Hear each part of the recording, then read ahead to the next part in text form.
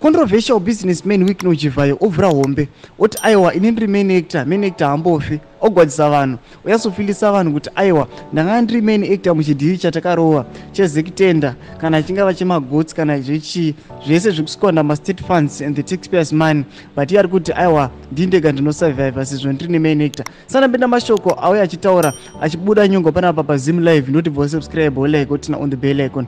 Tipinda muZim Live vanyora vachiti a money laundering probe hanging over his head for his roles in over $100 million worth of election material contracts awarded to SA firm Rainform CC.